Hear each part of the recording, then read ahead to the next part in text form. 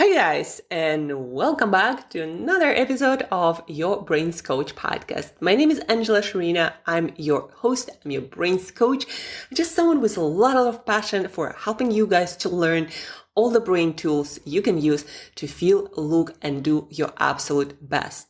Because guys, it's all in the brain. Let me remind you, every single decision that you make it because your brain decided that is a good idea. And your decisions are influenced by so many things that you can actually directly influence by designing your environment, physical or mental or digital, by eating certain foods or creating certain lifestyle for yourself, right? Or practicing certain self-talk. All of that will shape your decisions, will shape your actions, and will shape your life. So please do pay attention to what's happening to your brain.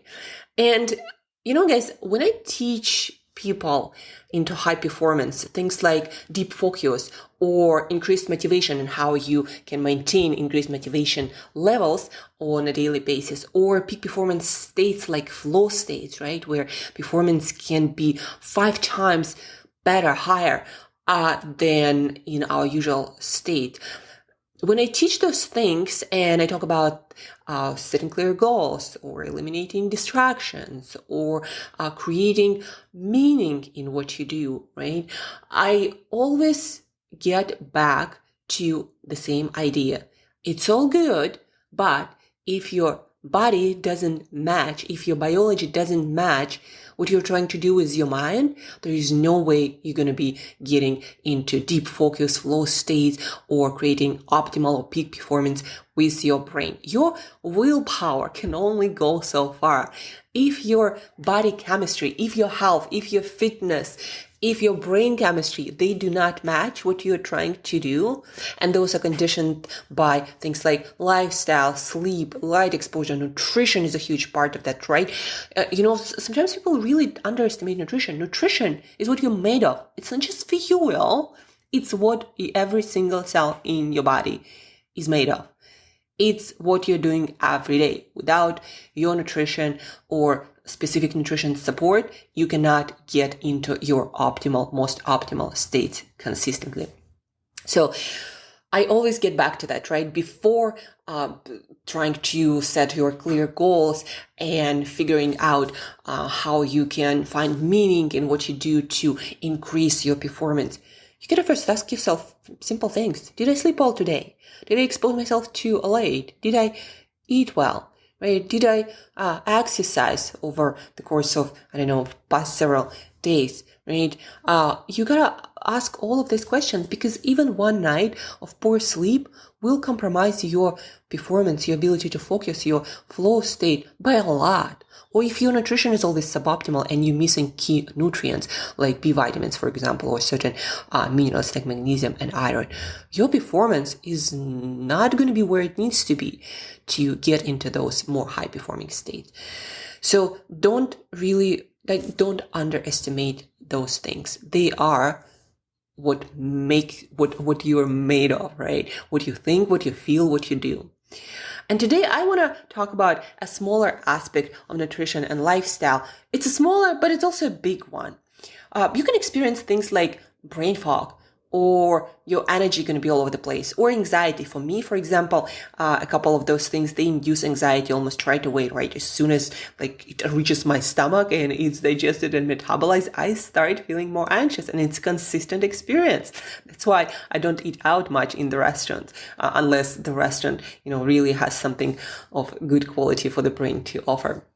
So what I'm talking about is cooking methods. Cooking methods can make or break your food, right? Take potato. If you eat raw potato, you can really die of poisoning. Or if you eat raw kidney beans, I don't know how you can eat them when they're dried raw. I don't know. But when you eat those beans without preparation, without cooking, that destroys some of those anti-nutrients that can literally kill a human being, right? So cooking is good. But then if you make French fries out of potato, you create a lot of carcinogenic compounds that when you consume them on a regular basis, day after day, day after day, they will not only contribute to your performance right after you eat them, again, creating things like brain fog or more anxiety or just low energy state or crankiness. They do not only create that at the moment, but they also contribute to metabolic disease or heart disease down the road, or brain disease, right? Dementia, Parkinson's, Alzheimer's. It seems that a lot of that stuff is just accumulated damage of poor lifestyle and poor nutrition. So potato, right? Not cooked can be poisonous. Cooked in a French fries way can be also poisonous just over the long term and can compromise your performance in the short term. So the same vegetable, right? The same ingredient, just understand that the only thing that is different, that is cooking. And the same goes for all the other foods. So I made this mini post on NotePD, a list of cooking methods that Brain Coach doesn't use. And I put a picture of salmon, and somebody asked me, will I fry my salmon? And it's, depending on how you fry it, how long, what kind of oils you use, right, what kind of method that is, it's still not going to be as good or as bad as French fries because of different composition of salmon. But it's also not going to be as good as something that is steamed or thinly sliced and maybe cooked with some water in a slow cooker, right? Or without water. I actually haven't used slow cooker for quite a while. Cooking method really matters. It turns nutrients into different versions of those nutrients. And sometimes it creates compounds that are pro-inflammatory, that are carcinogenic, meaning they increase your chances of getting cancer when consumed again on a regular basis. Not like, you eat one French fries and you increase your rates of cancer. Of course, that doesn't happen. But if something is your habit, realize that habits do really accumulate. And the way you cook your food, what is your habit, that will also change the state of your health. Sometimes cooking methods can destroy nutrients like vitamin C, right? It's best to eat in raw fruits because it's very temperature and light sensitive. So what it means is if you take, like oranges and you cook them, a lot of that vitamin C will be destroyed. Or there is also vitamin C, of course, in broccoli or Brussels sprouts. Like if you cook them at high temperatures and you then store them for quite a while, there's almost like no vitamin C, right? All this high temperature cooking method. Now, let's go through the list of cooking methods. It's just 3 items that I do not recommend. We're going to start with the worst and gonna go to the least offender of brain's health that can cause, again, anything from brain fog to anxiety to your energy being all over the place, low energy, and then low motivation states, just low productivity states, right? Number 1, charring, grilling, frying at high temperatures. Anything that creates charcoal or has the potential to create charcoal fast out of your food, that is pro-carcinogenic. That's going to increase inflammation. That's going to make your gut leakier. That will, in most cases, create immune reaction that is negative. And our brain is very sensitive to what's happening with your immune system and with inflammation level. So all of that stuff, meat, fish, all of these amazing things, vegetables like bell peppers, people also like to grill zucchinis, etc., or tomatoes or onions. All those things are amazing, but when you start making charcoal of them, you not only destroy all the, not all the, but huge part of vitamin and mineral profile of those foods, but you also create a lot of carcinogens that you consume. And if you make it a habit, and let's say you consume it every day, a piece of grilled fish or chicken or meat, and you really like your grill, that's going to create more and more and more challenges for your brain performance. So sometimes people eat really weird stuff for breakfast and then they can't figure out, why can't I focus, right? Stop eating food that is prepared in that weird way, right? So charcoal grilled, fried at high temperatures, again, stuff like French fries, but even if you French fry broccoli, meaning use the same method of deep frying in oil at super high temperature, is also not going to be great for you. So realize that cooking really matters. And for a lot of people, they do not realize that, but that brain fog, again, that anxiety after meals, is caused by not the food itself. It's not like you are, let's say, sensitive or allergic to salmon, but the way it's cooked. So when I go to a restaurant and if I get grilled salmon, they usually put some also oil on it. And so I'm not sure whether that's oil or cooking method. And it's not just salmon, it's any food that's cooked that way. That weird oil that they use in most restaurants. All the time, I'm feeling totally fine. And then my anxiety and my energy levels, my anxiety usually is the one that suffers. I'll just start having those thoughts, doubting every single moment, or thinking that, everybody's thinking of me. It's like I get this weird thought pattern. And I tracked it. It happens all the time. Only when I eat that grilled or fried stuff that smells like, I don't know, whichever oil they use, but I can smell it. If I eat something else, like a plate of fruit or yogurt bowl or something, or salad, never happens. So cooking really matters. And how you can track it? Really easily. Evaluate your state before you eat. And evaluate your state, how you feel, and your energy, your thinking, your state after your meal, let's say in 30 minutes. See what changes, right? If that's consistent pattern, that's probably the food. The second cooking method that, not so much cooking method, but something to be aware of when you cook, is the oils you use. Some oils have lower smoking point, some have higher smoking point. Smoking point in general means that the oil becomes like a smoke at either lower or higher temperatures. You see that happening in your pan. So that means that your oil reached its smoking point.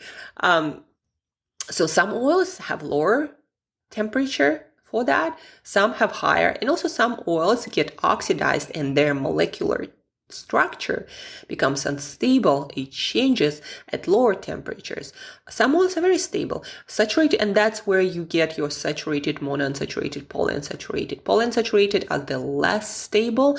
All the omega-6 oils, all the canola, cottonseed, soybean oil, all the oils that they say, these are high in omega-3s or omega-6s, sunflower oil, all of these oils, they might be okay or even good when consumed at appropriate temperature, like cold press, and you put it in a salad, or you use it with slow cooker or at low temperature, right? When you fry with that stuff, it gets oxidized very easily compared to things like avocado oil that has a very high smoking point, or coconut oil, or butter.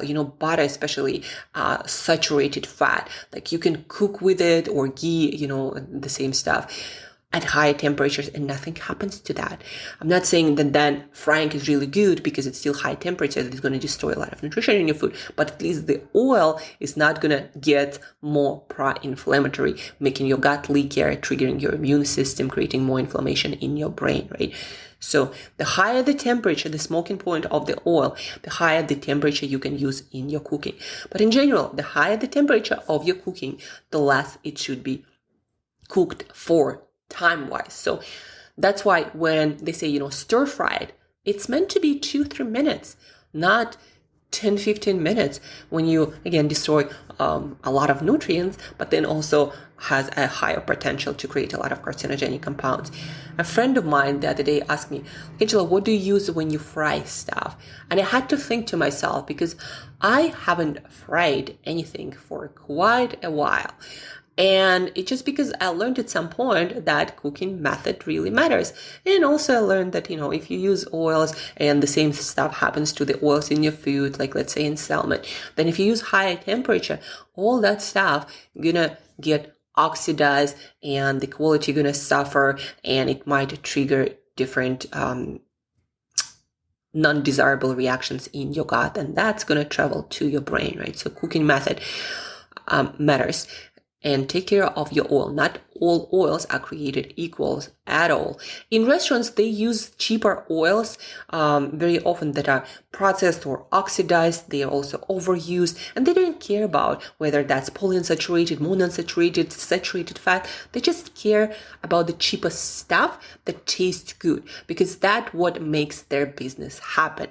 The bottom line of the business, the profit of the business, and also, of course, the food has to be tasty, so you enjoy it. But your long-term health, they don't really care about that. Plus, there is not a lot of studies on the cooking oils, because it's such a tiny variable in person's lifestyle that's very hard to track, that you can really contribute certain health outcome to that specific oil. It's like you have to put people in some lab for a long period of time, right? And those things, they have a cumulative effect. It's not like, again, your anxiety can be increased like it is for me after your meal, but then long-term effects you can only see in like 10, 20 years. Who's going to be making an experiment with people for 20 years, right? So that's why you don't see those studies saying, this is causes this, brain inflammation if you consume it for 20 years, because it's almost impossible to make this study happen.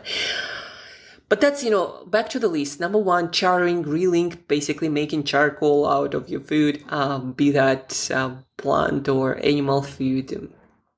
French fries or not French fries, deep frying in oil using high temperatures. I guess not only just it destroys nutrition, it also creates more compounds that are health negative for you. And again, our brain is one of the most sensitive organs to things like inflammation or immune reactions or different carcinogenic compounds. And then the third one, that has to do mostly with metabolism, but don't underestimate metabolism. If your blood sugar fluctuates all the time, it means your energy levels and your focus and performance is going to be all over the place and going to fluctuate all the time, right? But it also has to do with your satiety levels, and your satiety levels have to do with your body weight, and your body weight has to do with your brain performance. There's been a lot of data released about how body weight fluctuations, not like small ones, but let's say obese person and normal weight person, their brain performance is considerably different. With obesity, it tends to decline a lot. And that has to do, of course, with a lot of factors of lifestyle, not just nutrition. But it all adds up. So the third factor that I'm talking about is over refining your food into juices, purees, different powders. Guys, we have our teeth and chewing machinery for a reason. It's where digestion starts. That's where your appetite awareness, where your metabolic processes to digest, assimilate, absorb all that food, that's where it all starts. Your brain starts analyzing your food right in your mouth, the way you chew it, the way it travels through the digestive tract. All of this, there are different sensory machinery along our digestive tract, not just in our stomach, right? So it matters how the food is delivered. Some people say it doesn't matter if you make smoothie or juice out of, oranges, let's say, right? It's still going to be the same in your stomach, but it's like saying, well, we're all going to die, so it doesn't matter what life experience we have, right? So whatever we do, the end is still the same, death. So why try to do anything different? So the same kind of here, delivery method does matter. Again, back to French fries example, how it's cooked or not cooked, it really matters for us, for human beings, and for most systems in nature. So when you juice, when you make smoothies, you eliminate this step of chewing, of appetite awareness. This is the part of metabolism of food. It helps the body to prepare insulin to maintain certain blood sugar. It helps to prepare different digestive enzymes to break the food down into its different components and get nutrients in the most effective way. So the way we chew or don't chew, the way we extract our food, the way we cook our food, it all matters. What I'm trying to say here. Whenever my clients come to me and they're like, oh, I love green smoothies. I'm like, that's amazing. And for some people, it's the only way that, for example, healthy breakfast can work. But also I gave them this experiment. Okay, now everything that is in your smoothie, try to eat that for breakfast. See how you feel. And very often, it's kind of becomes a weird experience because a lot of ingredients in the smoothie, they can't really eat them that easily. But anyhow, I usually give an easy example. I say, make a smoothie out of 5 bananas and drink it. And there is no problem with doing that. And then try to eat those 5 bananas. Most people cannot finish that. And that's because your appetite kicks in and it's like, stop your bananas. I'm done with nutrition from the bananas. With smoothie, that stuff doesn't happen because your stomach, your brain cannot react that fast. Yeah, in your stomach, and once it's broken down, it's going to be analyzed. But before that, there is no preparation, no chewing, no traveling through digestive tract happening, how actual bananas would travel. And that's why we tend to overeat, we tend to have unbalanced diets because we overconsume certain nutrients and underconsume others. And that's why your brain doesn't know what to crave when you create all these weird mixes of powders, potions, smoothies, and juices, right? And again, it's not like it's super bad for you or there is something potentially dangerous, even though, if you eat, for example, a lot of carbs really fast, has a good potential to raise your blood sugar and make you sleepy and decrease your ability to focus and perform mentally. But besides all of these things, it's not like I'm saying it's super bad for you, but I am saying that it's not the same as eating whole food meals that you have to chew. So be aware of that. I personally try not to over refine my food unless I have to. So I like to chew my fruit, I like to chew my vegetables, I like to chew my avocados or nuts and seeds, and whatever it is I'm eating. And my appetite awareness has never been better. I used to struggle with food. I used to overeat all kinds of things, and I felt like my stomach was just never full, right? I just couldn't fill it. I was always hungry and had to consciously control it. Once I switched to mostly whole foods, like I can use, things like cacao powder or maca powder, but mostly whole foods that I chew, that I prepare in this healthy way. I almost cannot overeat. Even on holidays, like I had a meal and I'm done. Like I cannot eat more. There is no urge, no desire. My brain is, we had enough, right? And that's what will happen. And also my cravings are more natural. Like I feel when my body is low in vitamin C, I crave certain fruit. When my body is low in protein, I crave certain food. But that's again because I eat most of the time, like 99% of the time, completely like unprocessed food. Well, they're processed, but minimally. They're cooked to the point that make them good for consumption, right? And, slightly enjoyable because I do want to enjoy my meals. So just today, please do realize that cooking really matters.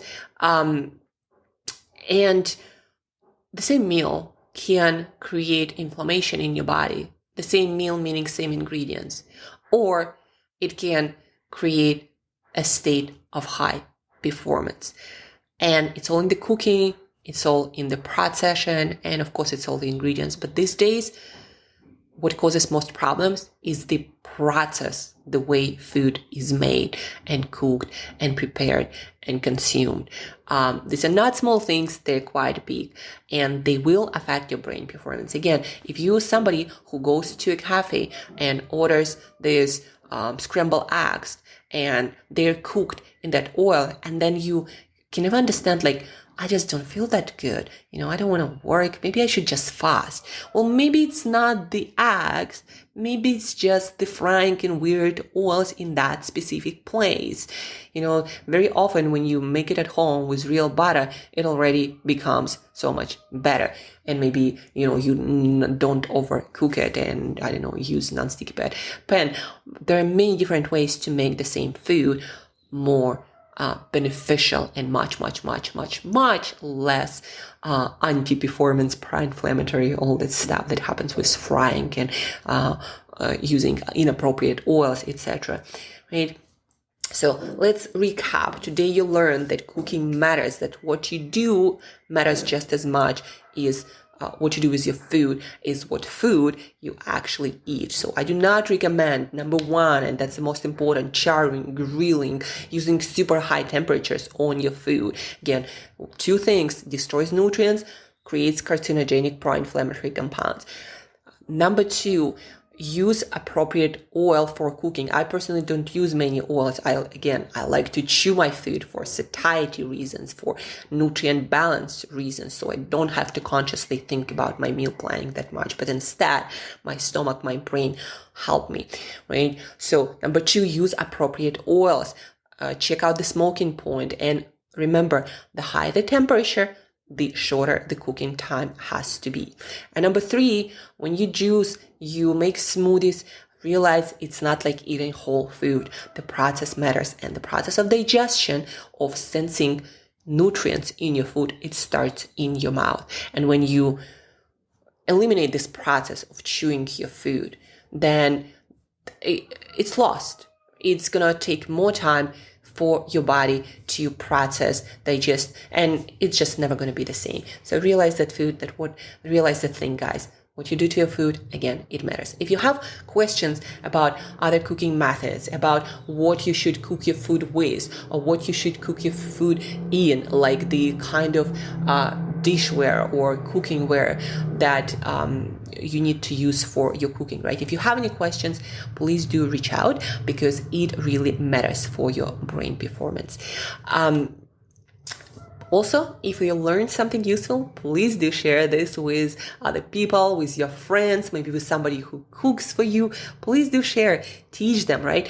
Jim Quick likes to say, when we teach it, get to learn it twice. Also, rate this podcast, share this podcast, help me to help more people. Give me feedback, give me gratitude. It always helps and pumps me up for more and better episodes. Just reach out, ask questions, share, teach, and let's make this world a healthier, a more high-performing one. Thank you guys for listening. Thank you for tuning in. Have an awesome day, and I'll talk to you very soon. Until then, cook healthy.